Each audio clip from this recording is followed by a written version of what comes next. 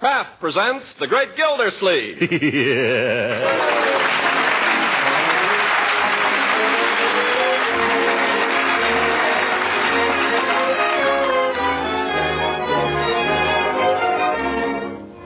Kraft Cheese Company, who also bring you Bing Crosby every Thursday night, present each week at this time Harold Perry as The Great Gildersleeve, written by John Whedon. We'll hear from the great Gildersleeve in just a moment. You know, these days it's pretty difficult to get the variety of foods you used to get. That's why you should make the plentiful foods you can get as appetizing as possible. Now, one easy, economical way to make foods taste better is to use delicious Parquet margarine at the table and for cooking, too. First of all, of course, Parquet margarine is a perfectly delicious spread for bread or toast or rolls. And next, Parquet margarine is a tasty seasoning for potatoes and all hot vegetables. Parquet margarine makes cookies and pastries taste better, too, because it's a real flavor shortening, not bland and tasteless as some shortenings are. And lastly, you'll find Parquet adds tempting extra flavor to pan-fried foods. Yes, you can make everyday foods taste better when you use Parquet. Remember, too, it's a nourishing energy food that contains vitamin A. So ask your dealer tomorrow for wholesome, economical Parquet, P-A-R-K-A-Y, Parquet margarine made by Kraft.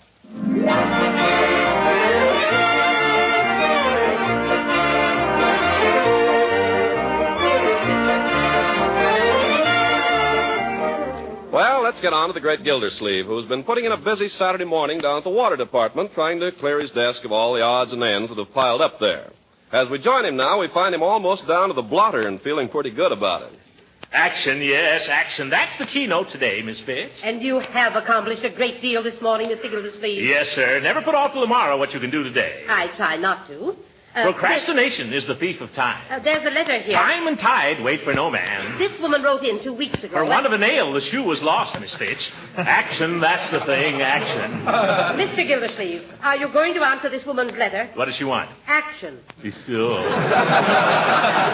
Well, let's see the letter. She says she wrote in 2 weeks ago and never got an answer. Oh, yes, I remember this. Take an answer. Very well. Dear Madam, in reply to your recent letter regarding a Neil in your bathtub, we wish to thank you for calling this to our attention.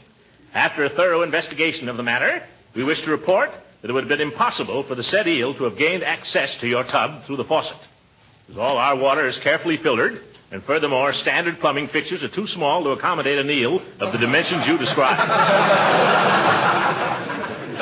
We can only suggest that the creature either crawled up the drain, in which event your attorney should get in touch with the Department of Public Works, not us. Or possibly it was placed in your tub by an enemy. While it's out of our department, we'd suggest that a stopper kept in the tub at all times should prove an effective precaution against eels in the future. Failing which, we'd advise a closer check on your friends. Very truly yours, Throckmorton P. Gildersleeve, Water Commissioner.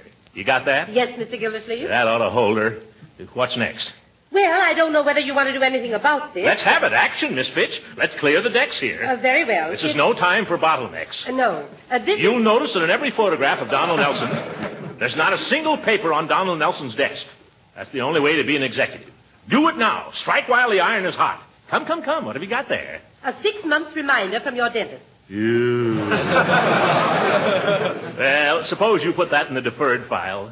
That's where it came from. You're a hard woman, Miss Fitch. All right, call up the dentist and make an appointment for Monday. Good. For Leroy. Come on, let's get on here. Time's a-wasting. Have you got the application for my B gas ration? Yes, it's right here. Oh, I must remember to get that in this afternoon. It's all filled out. All you have to do is sign it. I better check it over. Let's see here. It says, occupational use of the vehicle. If vehicle is used for driving between home and fixed place of work, in the principal occupation as stated in items 4 and 6 above, answer all questions in Part A below.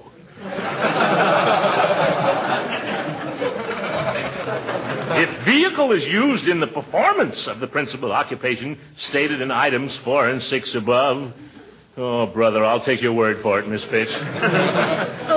You also have to get the signatures of any person sharing the ride with you. Oh, well, Judge Hooker's my share of the rider, but he isn't speaking to me. You can darn well sign, though. I understand very few people are going to get the bee rations. Oh, I'll get one all right. After all, I'm a city official. I have to do a lot of official driving. I'm entitled to one if anybody is. Yes, but have you heard who's head of the ration board now? It doesn't make any difference. Who? Judge Hooker. Judge Hooker. Oh, my goodness. Hooker will find some technicality. He'll block it if he has to stage a filibuster. Maybe I better invite the old goat to Thanksgiving dinner after all. That might soften him up a little. Yes, certainly. He couldn't accept a man's hospitality and then trick him out of his bee card, could he? I don't recall that the application form covers that. No, I didn't think so. Quiet. Here comes the old sourball now. Well, hello there, Judge. When does the bus leave, Gildersleeve? The bus leaves whenever you're ready, Judgey. I'm ready now. Be right with you. Can't keep a customer waiting, can we, Miss Fitch? I'll get my hat and coat. Mr. Gildersleeve, you're not forgetting... Oh, yes. Thank you. While you're waiting, Judge, Miss Fitch has an application blank there that requires your signature. A mere formality, you know. What's this? Just to show that I'm sharing my car with you. Oh, so you're applying for a bee ration book, huh? Aren't we all? Give the judge a pen, Miss Fitch. Here. Oh, use mine. It's a self-filler. I think you'll like it. There, that's it. There you are. Thank you, Judge. Well, see you Monday, Miss Fitch. Oh, by the way, Horace, I meant to ask you before. I hope you'll give us the pleasure of dining with us as usual on Thursday. I thought you'd forgotten all about Thanksgiving. Not at all. Thanksgiving wouldn't be Thanksgiving without you, Horace. You know that.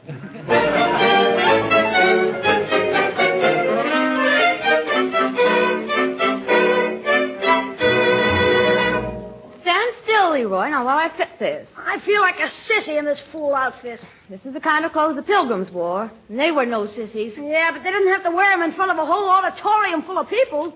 Stand still, will you, before I jab you with this pin? Courtship of Miles Standish. Why don't you speak for yourself, John? Yeah. Oh!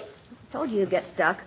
No, I think you're going to look real cute when I get this down. That's just what I'm afraid of. That's what the whole school is going to think. Leroy, will you stand still? It wouldn't have been so bad if I was Miles Standish. I'd get to wear a helmet.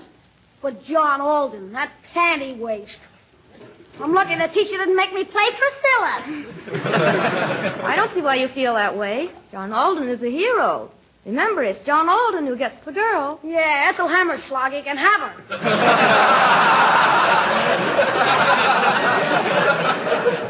Hello, Uncle Mort. Well, hello, Marjorie. And Leroy. Hello. Well, look at our little pilgrim. Hey, Marge, can't I take this off now? No, wait till I get it pinned. You know your lines yet, young man? Some of them. Well, it's about time. You've been rehearsing that part for a month. I've been trying to get out of it for a month. That's no attitude to take.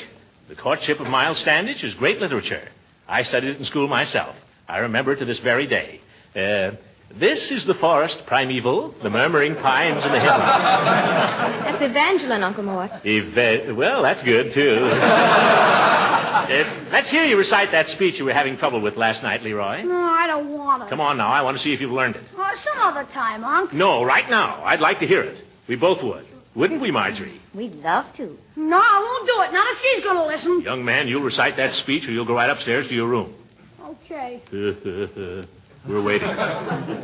Let's see.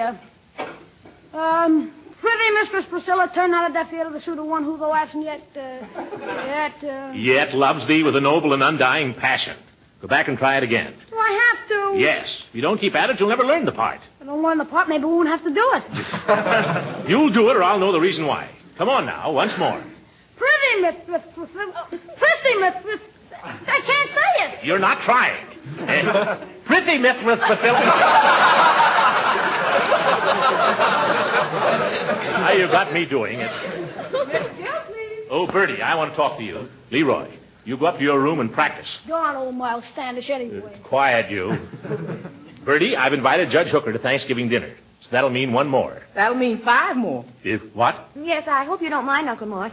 I invited 4 of the boys from Camp Fuller. Oh, well, fine. The more the merrier. Thanksgiving isn't Thanksgiving unless there are plenty around to enjoy the turkey. Speaking of turkey, Mr. Gildersleeve. Yes, Bertie? You wouldn't want to buy a chance on one, would you? I don't suppose. What do you mean, Bertie? Well, the ladies at my church is holding a turkey raffle. Again? All right, I'll buy a chance. How much are they? 25 cents. That's for one. 1 chance. There you are. There's a quarter. Thank you.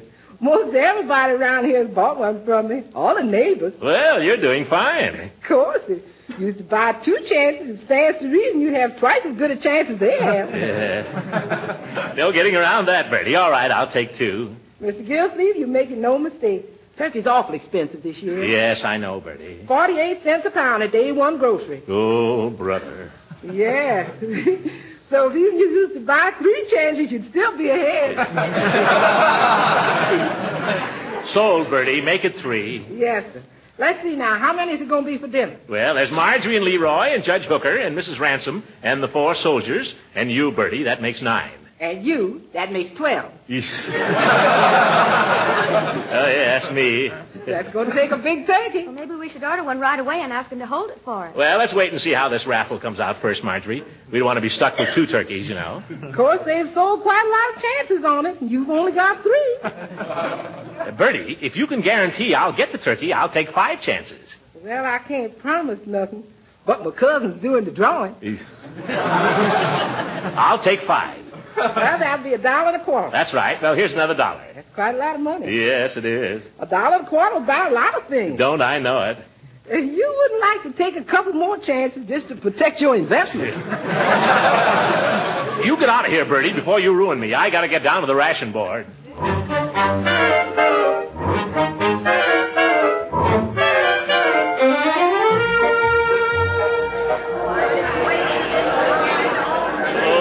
Look at that crowd.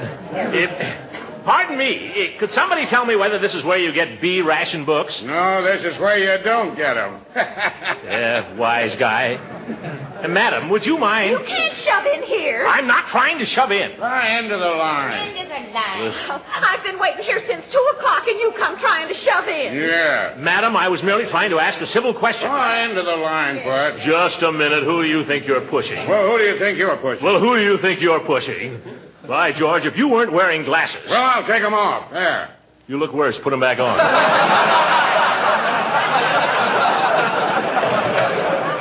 What's the fuss here? What's the fuss? He tried to shove in ahead of me. I did not. He did, too, and he squeezed my hand. Oh!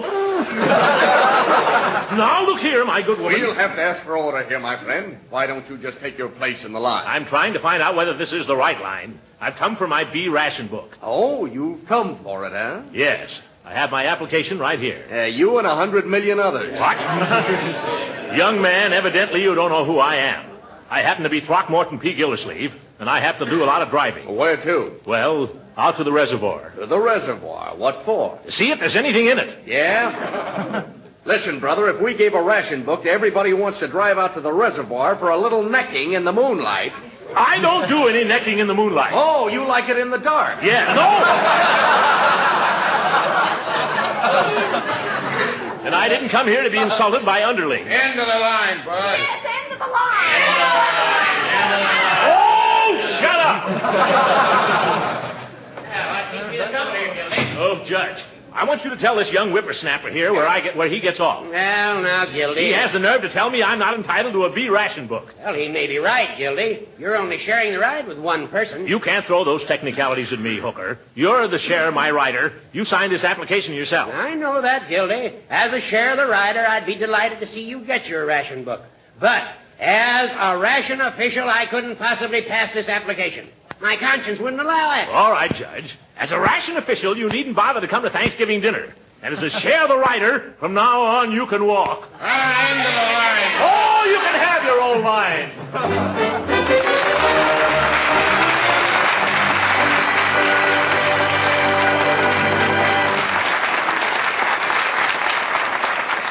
The great Gildersleeve will be with us again in just a few seconds.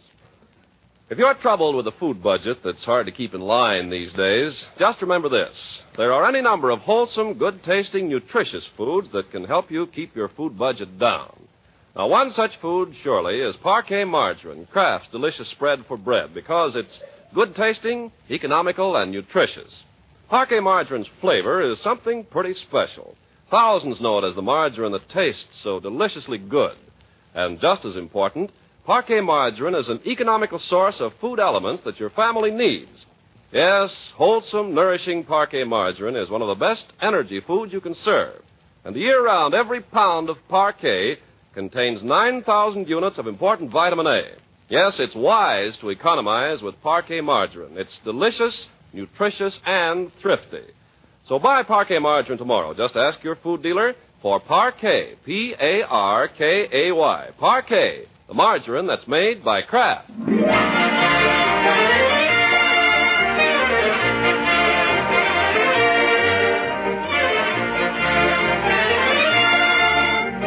Now back to Summerfield to the great Gildersleeve. Apparently, he'll get no more gas than the rest of us, but what about turkey? It's Tuesday afternoon now, only 2 days before Thanksgiving. And we find our hero checking last-minute details with Marjorie. What about those 4 soldiers, my dear? Are you sure they're coming? Oh, yes. I had a note this morning from their commanding officer. They'll arrive at 12 o'clock sharp in a Jeep. A Jeep? Mm-hmm. Oh, brother, what an appetite they'll have. I'll have to run around the house a couple of times to get myself up to concert pitch. Can't let the boys show me up at my own table. I don't think you need to worry about that, Uncle Mort. Oh, yeah. Well, I guess we're all set. Soldiers accepted. Hooker canceled. Mrs. Ransom's coming, isn't she? Well, you invited her, didn't you? No, I thought you'd take care of that. You're the lady of the house. Oh, but I thought you'd want to. Oh, dear, and I went over there this morning to borrow a roasting pan for the turkey and never said a word about it. What must she think? Oh, this is terrible. This is awful. I'll run over there right now. Serves right. She's made other plans. A fine thing. Borrow a woman's roaster and then not invite her to dinner. Oh, my goodness. Oh, Mr. Gildersleeve. Leela, I've come to explain. I don't know what there is to explain, I'm sure. May I come in? Well, I'm rather busy. Just for a moment. Well? Leela, of course you're coming to Thanksgiving dinner Thursday. Well, I'm hardly in the habit of going to places to which I've not been invited, Mr. Gildersleeve. But you are invited. You've been invited all along. There was a mix-up, that's all. I thought Marjorie had asked you, and Marjorie thought I had. How do I know? How do I know you're not just inviting me for my roasting pan? Leela, when I thought of inviting you, nothing was further from my mind than a roasting pan. Oh, you say those things, but you don't mean them. It's the truth. You were the first one on my list, Leela. Was I, Throckmorton? Sure enough. Yeah, sure enough.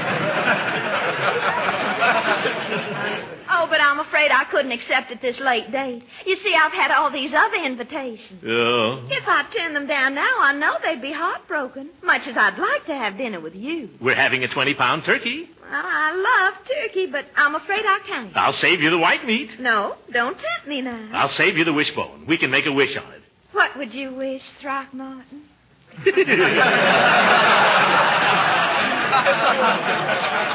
I'm not supposed to tell you.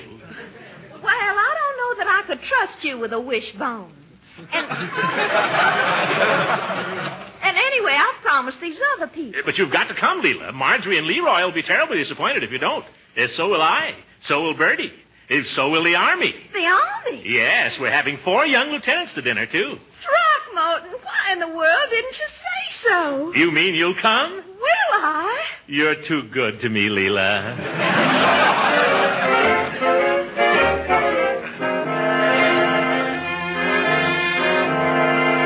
What did she say, Uncle Mort? She's coming with bells on.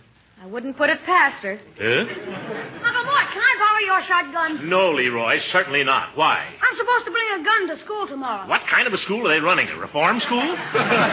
No, Miles Standish has got to have a blunderbuss. A blunderbuss. Here's your pilgrim suit, Leroy. I pressed the collar, so don't mess it up. Oh, put it on, Leroy, and show Uncle Mort how nice it looks, not finished. Oh, no. Go ahead. You look real nice in it. I look like a sissy in it. You look better than you do in that Mickey Mouse sweatshirt you wear all the time. Yeah, and cleaner, too. Put on the pilgrim suit, Leroy. Oh, Your sister worked hard on it. It won't do you any harm to put it on once. Go ahead. Okay. I'd like to meet that guy Longfellow. Yeah. Well, Bertie, do you think we're going to have enough turkey for all these people Thursday? I don't know, Mr. Gildersleeve. Let's see now. We've got 4 soldiers, and the 4 of us here, and Mrs. Ransom. What about Judge Hooker? Judge Hooker is an ungrateful old goat. Never mention his name in this house. Excuse me. I didn't know it was like that again. There'll be 8 of us at dinner. And you know the way soldiers eat.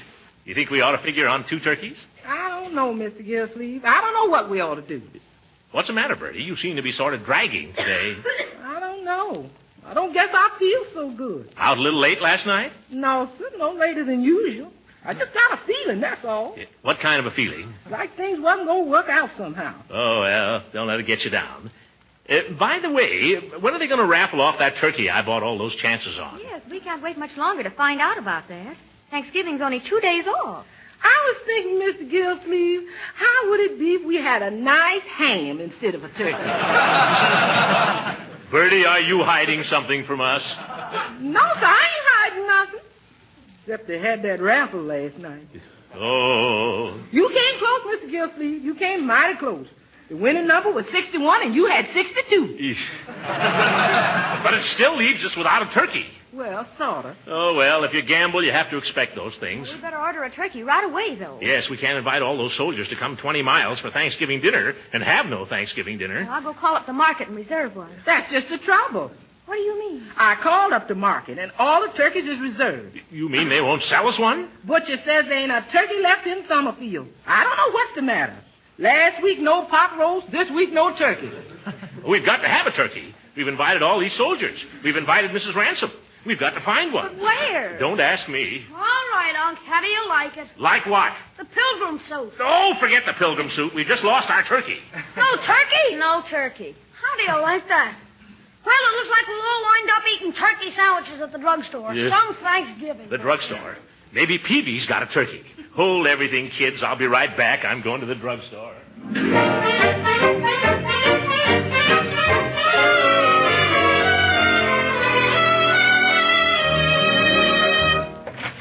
Hello, Mr. Gildersleeve. Peavy. Peavy, you've got to help me out. Well, I'm always glad to do customer service. Good. Have you got a turkey? What was that again? Have you got a turkey? A turkey? Well, now, I've had people come in here and ask for some strange things, but this is the first time I've ever had a request for a turkey. But never mind that. Have you got one? No, Mr. Gildersleeve. Turkeys are one thing that I don't carry. I'm sorry. Have you tried the meat market? Of course I've tried the meat market. Why do you think I came in here?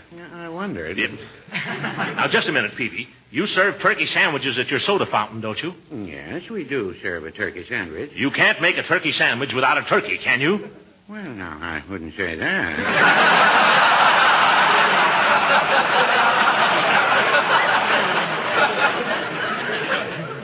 In other words, Peavy, your turkey sandwich is not a turkey sandwich.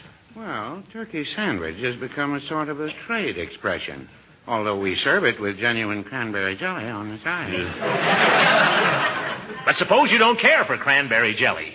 Well, then you just ask for the regular chicken sandwich. Yes, sir. Peavy, I'm surprised at you. I don't know how you can sleep nights. Well, I did used to have a little trouble, but I just take a cup of hot cocoa before going to bed now, and I find that sets me right. So does Mrs. Peavy. Well, this isn't finding a turkey. I got to get going. Goodbye. Goodbye, Mr. Gildersleeve. Have a nice Thanksgiving. Same to you. Don't drink too much cocoa, and don't let Mrs. Peavy.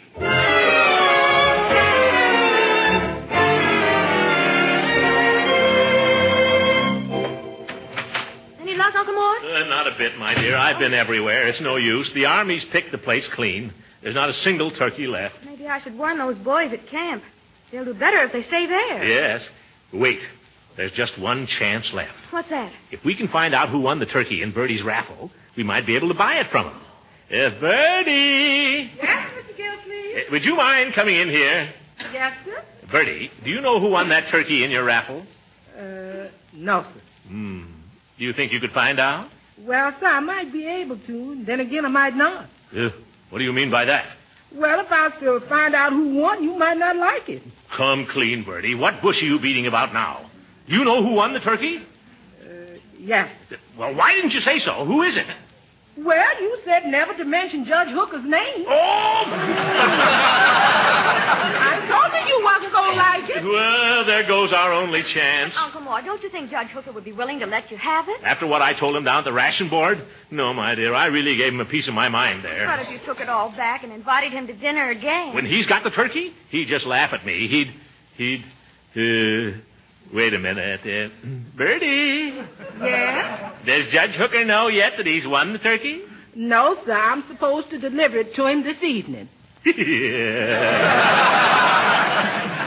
Excuse me, folks. I got to see a judge about a bird.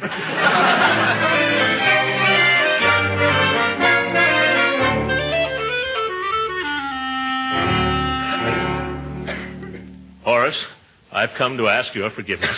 You've come to the wrong place, Gildersleeve. That's a cruel attitude, Judge, but I don't blame you for taking it. You behave like a boor, Gildersleeve. You're right, a big boor. In front of a whole lot of people, too. Yeah. I could kick myself when I think of it. Well, we all fly off the handle sometimes. There was no excuse for it, doing a thing like that to my old friend. Well, Gildy, of... Horace, you may think me a sentimental old fool, but we've been pals for a good many years now, haven't we? Off and on. Yes, Gildy, we have. Off and on. And we've always had Thanksgiving dinner together, haven't we? Yeah, I guess that's right. Well, I want you to have it with us again this year. You really mean that? Horace, I've said it before, and I mean it now more than ever. If you don't come to Thanksgiving dinner, it just won't be Thanksgiving dinner. Well, then, I'll certainly be delighted to come. Good. Don't forget now. I won't. We'll be counting on you. I'll be there. What time would you like to have me come? Oh, come early, Judge. Come about 9 o'clock in the morning. 9 o'clock? Yeah. And when you come, would you mind bringing that turkey you won in the raffle, Judge?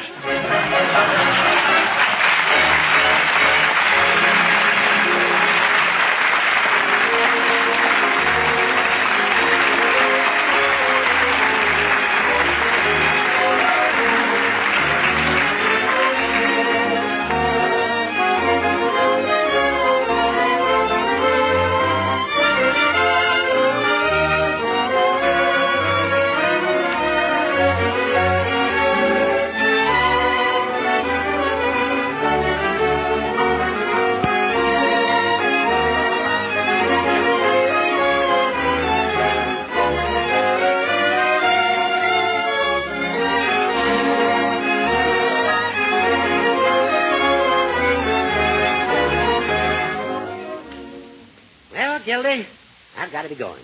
But it's been a mighty pleasant day. Oh, stick around, Judge. The evening's young yet. No, I've got to get an early start in the morning. But I don't know when I've had a finer Thanksgiving. Well, it was your turkey, Judge. Well, I share my turkey, you share your car. That's the spirit today. Yeah, and the good spirit, too. It brings people together, Judge. Yes, it does, Gildy. I'm sorry we had that misunderstanding down at the ration board. As a matter of fact, you're probably entitled to a B ration. You use your car for official business. Well, I don't want a B book. What? No, I've been thinking about it, Horace. It seems to me the spirit of rationing is to get along with as little as you can, instead of grabbing all you can get. You're absolutely right, Gildy. And I'm glad to hear you say it. You're a credit to the community. Well, thank you, Horace. And you may rest assured that even though I've only a humble A ration, my car will still be at your service at all times. You mean that, Gildy? I do indeed. That's fine. I've got to meet a train at Moore's Junction at 6 o'clock tomorrow morning. Good night, Gildy. Good night, everybody. Original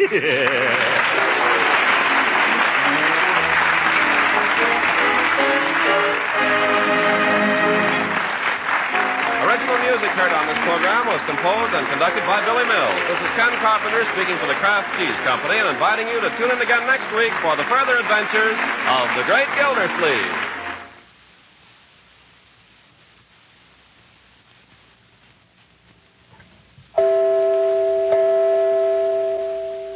Ladies, when you want to make good macaroni and cheese, get a package of Kraft Dinner. This wonderful product is really an answer to a housewife's prayer for an easy and quick-to-make main dish. It takes only 7 minutes cooking time to fix delicious macaroni and cheese with Kraft Dinner. Put the macaroni that's in the package into boiling water and cook rapidly for 7 minutes. In just that short time, you have fluffy, tender macaroni all ready for the cheese goodness. So you take the package of Kraft Grated, which comes with Kraft Dinner, and sprinkle it on the macaroni, stirring the delicious cheese flavor through and through. That's all there is to it. Your macaroni and cheese is ready to be served. And once you've prepared it this way, you'll never want to go back to the old-fashioned way of baking it. Not when Kraft Dinner gives you such tempting macaroni and cheese in just 7 minutes. Why not try it tomorrow? Just ask your dealer for a package of Kraft Dinner. It's so convenient, so economical, and so good. This program reached you from Hollywood. This is the National Broadcasting Company.